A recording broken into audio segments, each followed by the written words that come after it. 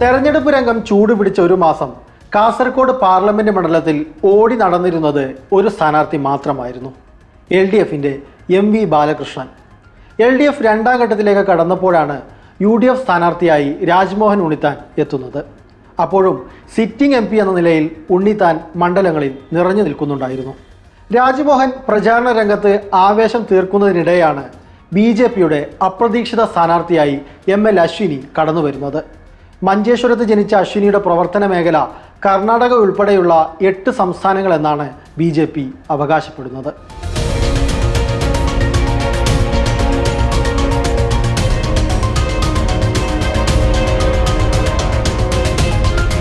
ഇങ്ങനെയൊക്കെയാണെങ്കിലും LDFും UDFും തമ്മിലാണ് കാസർഗോഡ് മത്സരം. ഇത്തവണ രാജ്മോഹൻ ഉണ്ണിത്താനിൽ നിന്ന് മണ്ഡലം തിരിച്ചു പിടിക്കണമെന്ന വാശിയിലാണ് ഇടതുപക്ഷം. കഴിഞ്ഞ തവണത്തെ UDF ഭൂരിപക്ഷം അത്ര വലുതല്ലെന്നും LDF കണക്കുകൂട്ടുന്നു. ഇതുവരെയുള്ള തെരഞ്ഞെടുപ്പ് ഫലങ്ങൾ നോക്കുമ്പോൾ ഇടതു കോട്ടയാണ് കാസർഗോഡ്. 16 ലോക്സഭാ തെരഞ്ഞെടുപ്പുകളിൽ 4 തവണയാണ് കോൺഗ്രസ് വിജയിച്ചത്.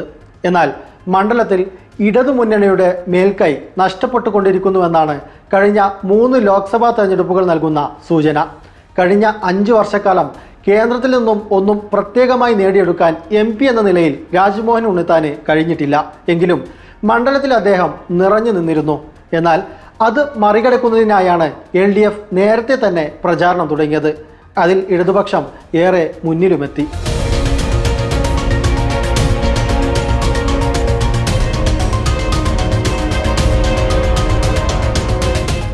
ഏറെ പിന്നാക്കമായിരുന്നുവെങ്കിലും ദേശീയ ശ്രദ്ധ ലഭിച്ച മണ്ഡലമാണ് കാസർഗോഡ്. 1957 മുതൽ AK ഗോപാലൻ ഹാട്രിക് വിജയം നേടിയതും ഇവിടെ നിന്നാണ്. 71ലെയും 77ലെയും തെരഞ്ഞെടുപ്പുകളിൽ CPI കോൺഗ്രസിൻ്റെ മുന്നണിയിലെത്തി. അങ്ങനെ 71ൽ നടന്ന തെരഞ്ഞെടുപ്പിൽ EK നായനാർ കോൺഗ്രസിൻ്റെ രാമചന്ദ്രൻ കടന്നപ്പള്ളിയോട് തോറ്റു.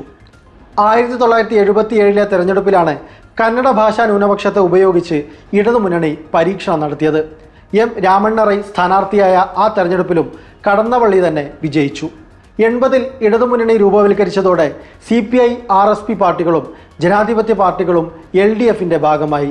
ഇത് കാസർഗോഡ് മണ്ഡലം ഇടതിൻ്റെ ബലമുള്ള കോട്ടയാക്കി മാറ്റി.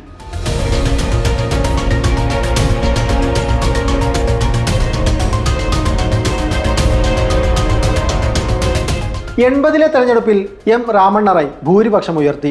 എതിർ സ്ഥാനാർത്ഥിയായി ജനതാ പാർട്ടിയുടെ O രാജഗോപാലായിരുന്നു. ഭൂരിപക്ഷം വർദ്ധിച്ചതോടെ മണ്ഡലത്തിൽ ഇടതിന് ആത്മവിശ്വാസം വളർന്നു. ഉറച്ച കോട്ടയിൽ പാർട്ടിയുടെ ദേശീയ നേതാക്കളെ മത്സരിപ്പിക്കാനുള്ള നീക്കത്തിൻ്റെ ഭാഗമായി 1984ൽ CPM പോളിറ്റ് ബ്യൂറോ അംഗവും CITU അഖിലേന്ത്യാ നേതാവ് കൂടിയായ E ബാലാനന്ദനെ മത്സരിപ്പിച്ചു. പക്ഷേ ഇന്ദിര സഹതാപ തരംഗത്തിൽ ബാലാനന്ദൻ തോറ്റു.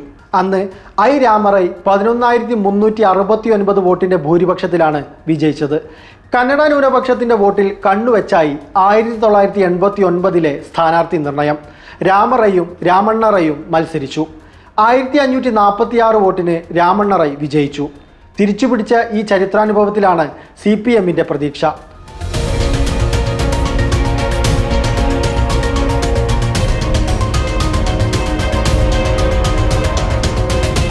തുടർന്ന് KC വേണുഗോപാലിനോടും രാമണ്ണ റൈ ജയിച്ചു. 9000-ൽ പരം വോട്ടുകൾക്കായിരുന്നു ജയം. 1996ലെ തെരഞ്ഞെടുപ്പിൽ CPM കണ്ണൂർ ജില്ലാ സെക്രട്ടറിയായിരുന്ന T ഗോവിന്ദൻ മത്സരിച്ചപ്പോൾ LDF വ്യക്തമായ ആധിപത്യം നേടി. 1998-99 തെരഞ്ഞെടുപ്പിലും T ഗോവിന്ദൻ തന്നെ വിജയിച്ചു. തുടർന്ന് നടന്ന 3 തെരഞ്ഞെടുപ്പിൽ CPMൻ്റെ P കരുണാകരനും കാസർഗോഡ് വിജയക്കൊടി പാറിച്ചു. എന്നാൽ 2019ലെ രാജ്മോഹൻ ഉണ്ണിത്താൻ്റെ വിജയം ഇനി ആവർത്തിക്കുമോ എന്നാണ് കണ്ടറിയേണ്ടത്. ഇടതിൻ്റെ ഈ ഉറച്ച കോട്ടയ്ക്ക് എത്രത്തോളം ഉറപ്പുണ്ട് എന്ന് അറിയാനുള്ള പരിശോധന കൂടിയാണ് LDFന് ഈ തെരഞ്ഞെടുപ്പ്.